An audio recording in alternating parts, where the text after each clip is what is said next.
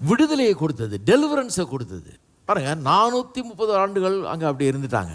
அதில் 70 ஆண்டுகள் போக 360 ஆண்டுகள் கஷ்டம்தான், அடிமையில் வாழ்ந்துருக்காங்க. 360 ஆண்டுகள் கஷ்டப்படுறதுன்றது கொஞ்சம் நஞ்ச கஷ்டம் இல்லைங்க. இது 3 ஆண்டு கஷ்டம் இல்லை, 360 ஆண்டு கஷ்டம். யோசித்து பாருங்கள், எப்பேற்பட்ட பயங்கரமான கஷ்டத்தின் பிடியில் அவங்க இருந்திருக்காங்கன்னு. அந்த கொடூரன், அந்த பார்வோன்கிறவன் அடக்கி ஒடுக்கி நசுக்கி கசக்கி புழிஞ்சு இவங்களை ஆளோட்டிகளை வச்சு இவங்களை ஓட்டுறதுக்குன்னு ஆள் வச்சுருக்கான் பாருங்க, அடிக்கிறதுக்கு பிடிக்கிறதுக்கு அப்படி வேலை வாங்கி வச்சுருக்கிறான் அவன். அப்படி இத்தனை ஆண்டுகளாக தலைமுறையாக அவங்க கீழே இருந்திருக்கிறாங்க. அப்போ விடுதலைங்கிறது லேசான விடுதலை இல்லைங்க. இவன்கிட்டருந்து போயிடலான்னு பார்த்தா யாரும் தப்ப முடியாது. அப்போ ஏற்பட்ட ஒரு ராஜா, அவன் அதிகாரத்துக்கு கீழே எல்லாம் இருக்குது, ஒருவனும் தப்பி ஓட முடியாது. மோசே போய் கேட்குறான், கத்த சொல்கிறார் போக விடுன்னு. உங்கள் கத்தட்ட சொல்லு, போய் வேலையை பார்க்க சொல்லு.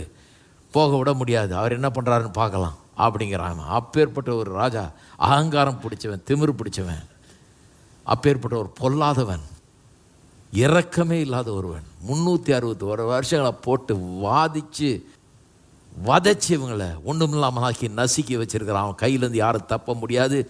ஒரு ஈக்காக கூட அங்கேருந்து இவன் பர்மிஷன் இல்லாமல் வெளியே வர முடியாது.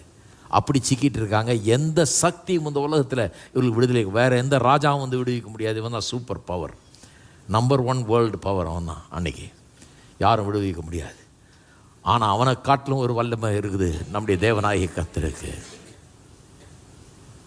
அன்றைக்கு என்ன ஆச்சு, அந்த ரத்தத்தை சிந்தி அந்த நிலக்காலில் பூசினாங்க. உள்ளே போய் உட்கார்ந்து அந்த மாம்சத்தை சாப்பிட்டாங்க. அந்த ஆட்டினுடைய மாம்சத்தை சாப்பிட்டார்கள். வெளியெல்லாம் சங்காரம் நடக்குது.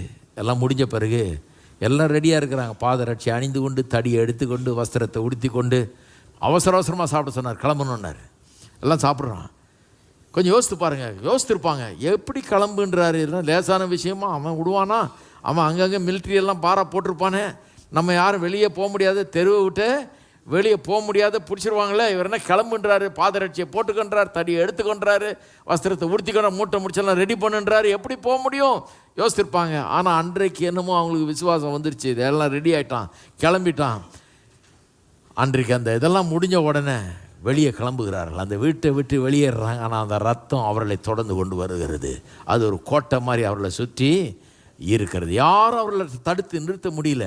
ஏன்னா அன்னைக்கு பார்வோனுடைய வீட்டிலேயே சாவு, அவனுடைய முதுகு எலும்பு உடைந்து விட்டது. அன்னைக்கு அவனுடைய அதிகாரம் முறிக்கப்பட்டு விட்டது. அவனுடைய பலனெல்லாம் தீர்ந்தது. அவனுடைய தைரியமெல்லாம் அவனை விட்டு போயிற்று.